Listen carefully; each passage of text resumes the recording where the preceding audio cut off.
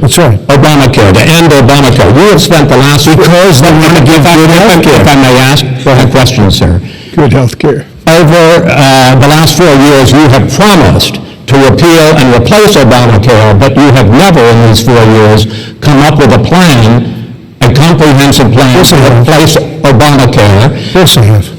Well, I got rid of the individual mandate. Excuse me, I got rid of the individual mandate, which was a big chunk of comprehensive plan. That is absolutely a big thing. That was the worst part of Obamacare. Chris, that was the worst part of Obamacare. Let me ask my question. Well, I'll ask Joe. The individual mandate was the most unpopular aspect of Obamacare. I got rid of it. I'd like to be Mr. President, I'm the moderator of this debate, and I would like you to let me ask my question, and then you can answer it. You, in the course of these 4 years, have never come up with a comprehensive plan to replace Obamacare, and just this last Thursday, you signed a largely symbolic executive order to protect people with pre-existing conditions 5 days before this debate. So my question, sir, is what is the Trump health care plan? Well, first of all, I guess I'm debating you, not him, but that's okay. I'm not surprised. Let me just tell you something. There's nothing symbolic. I'm cutting drug prices and going with favored nations, which no president has the courage to do because you're going against Big Pharma. Drug prices will be coming down 80 or 90%. You could have done it during the 47-year period in government, but you didn't do it. Nobody's done it. So we're cutting health care. All of the things that we've done, insulin, I'll give you an example, insulin, it is destroying families, destroying people because I'm getting it for so cheap. It's like water, you want to know the truth, so cheap. Take a look at all of the drugs that we're doing, prescription drug prices. We're going to allow our governors now to go to other countries to buy drugs because they pay just a tiny fraction. This is open discussion. No, but this is big stuff. Sir, you'll be happy. I'm about to pick up on one of your points to ask the Vice President, which is he points out that you would like to add a public option to Obamacare, and the argument that he makes, and other Republicans make, is that that is going to end private insurance. It is if I ask you the question, it will end private insurance and create a government takeover of health care. It does not. It's only for those people who are so poor they qualify for Medicaid. They can get that free in most states, except governors who want to deny people who are poor Medicaid. Anyone who qualifies for Medicaid would automatically be enrolled in the public option. The vast majority of the American people would still not be in that option. So you agree with Bernie Sanders and far left on the manifesto. That gives you socialized medicine. Look, here, the fact of the matter is, I beat Bernie Sanders. Not very much. I beat him a whole lot. I understand facing you. Hunters would have left 2 days ago. You would have lost every problem. Who knows how to do it Tuesday. Here's the deal. I got very lucky, and we're very lucky tonight as well. And tonight I'm going to make sure, because here's the deal. The fact is that everything he's saying so far is simply a lie. I'm not here to call out his lies. Everybody knows he's a liar. But I just want to make sure. I want to make sure. It lasted in the class on the first of the class. I want to make sure. President, can you let him finish, sir? He doesn't know how to do that. He has, you could be surprised. The wrong guy, the wrong man, the wrong team. Listen, you agreed with Bernie Sanders for the There is no manifesto. Number two, you just lost the left. Number two, you just lost the left. You agreed with Bernie Sanders on a plan that's absolutely that's you have no idea what the socialized medicine. Mr. President, tell you what, he is not for any help for people needing health care because he in fact already has cost 10 million people their health care that they had from employers because of his recession. Number one. Number two, there are 20 million people getting health care through Obamacare now that he wants to take it away. He won't look in the eye and say that's what he wants to do. Take take it away. I want to give them better health care at a much lower price. Because he doesn't know how to do that. He has never offered to fix it to an extent. He has never given a single thing, but probably doesn't. You're both speaking at the same time. And it's too expensive. Let the president, go ahead, sir. Obamacare is no good. We made it better, and I had a choice to make very early on. We took away the individual mandate. We guaranteed pre-existing conditions, but took away the individual mandate. Listen, this is the way it is. And that destroyed, they shouldn't even call it Obamacare. Then I had a choice to make. Do I let my people run it really well or badly? If I run it badly, they'll probably blame him, but they'll blame me, but more importantly, I want to help people, okay? I said, you got to run it so well. And I just had a meeting with them. They said, the problem is no matter how well you run Obamacare, it's a disaster. It's too expensive, premiums are too high, that it doesn't work. So we do want to get rid of it. Chris, we want to get rid of it. I understand it, sir, but I have to give you roughly equal time. Please let the vice president talk. He has no plan for health care. He sends out wishful thinking. His executive orders have no power. He hasn't lowered drug costs for anybody. He's been promising a health care plan since he got elected. He has none, like almost everything else he talks about. He does not have a plan.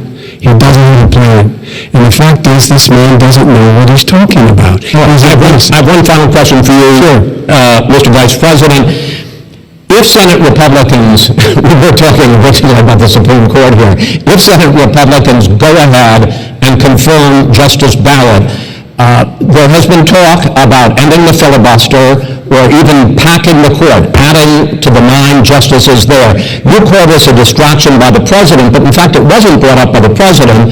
It was brought up by some of your Democratic colleagues in the Congress. So my question to you is, you have refused in the past to talk about it. Are you willing to tell the American people tonight whether or not you will support either ending the filibuster or packing the court? Whatever position I take on that, that'll become the issue. The issue is the American people should speak. You should go out and vote. You're in voting now. Vote and let your senators know how strongly you feel. Vote now. Make sure you, in fact, let people know your senator. I'm not going to answer the question because the question is, Justice, with Adams left, who's on your list, Joe? This is so right. Gentlemen, I think we have ended this segment. We're going to move on to the second segment. That was really a productive segment, wasn't it? Keep yapping, man. The people understand, Joe. For 47 years, you've done nothing. They understand. All right. The second subject is COVID-19, which is an awfully serious subject, so let's try to be serious about it. We have had more than 7 million cases of coronavirus in the United States, and more than 200,000 people have died. Even after we produce a vaccine, experts say that it could be months or even years before we come back to anything approaching normal. My question for both of you is, based on what you have said and done so far, and what you have said you would do starting in 2021, why should the American people trust you more than your opponent to deal with this public health crisis going forward? In this case, the question goes to you first, sir. 2 minutes uninterrupted. Good luck. 200,000 dead. As you said, over 7 million infected in the United States. We, in fact, have 4% of the world's population, 20% of the deaths. 40,000 people a day are contracting COVID. In addition to that, about between 750 and 1,000 people a day are dying. When he was presented with that number, he said, it is what it is. Well, it is what it is because you are who you are. That's why it is. The president has no plan. He hasn't laid out anything. He knew all the way back in February how serious this crisis was. He knew it was a deadly disease. What did he do? His own tape is acknowledging he knew it. He said he didn't tell us or give people a warning of it because he didn't want to panic the American people. We didn't panic. He panicked. In addition to that, what did he do? He went in and we were insisting that the people we had in the ground in China should be able to go to Wuhan and determine for themselves how dangerous this was. He did not even ask Xi to do that. He told us what a great job Xi was doing. He said we owe him a debt of gratitude for being so transparent with us. And what did he do then? He then did nothing, he waited. He still doesn't have a plan. I laid out back in March exactly what we should be doing. And I laid out again in July what we should be doing. We should be providing all the protective gear possible. We should be providing the money the House has passed in order to be able to go out and get people the help they need to keep their businesses open schools. It costs a lot of money. You should get out of your bunker and get out of the sand trap and get in your golf course in Domino over office and bring together the Democrats and Republicans and fund what needs to be done there to save lives. So if we would have listened to you, You have 2 minutes, sir. if we would have listened to you, the country would have been left wide open. Millions of people would have died, not 200,000, and one person is too much. It's China's fault. It should have never happened. They stopped it from going in, but it was China's fault. And by the way, when you talk about numbers, you don't know how many people died in China. You don't know how many people died in Russia. You don't know how many people died in India. They didn't exactly give you a straight count, just so you understand. But if you look at what we've done, I closed it, and you said he's xenophobic. He's a racist, and he's xenophobic, because you didn't think we should have closed our country. Wait a minute, says 2 minutes. You didn't think we should have closed our country because you thought it was terrible. You wouldn't have closed it for another 2 months.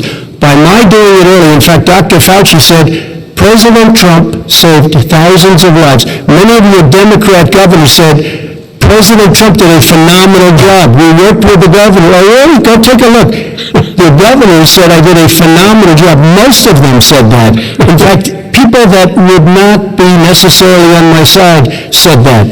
President Trump did a phenomenal job. We did. We got the gowns. We got the masks. We made the ventilators. You wouldn't have made ventilators. And now we're weeks away from a vaccine. We're doing therapeutics already. Fewer people are dying when they get sick. Far fewer people are dying.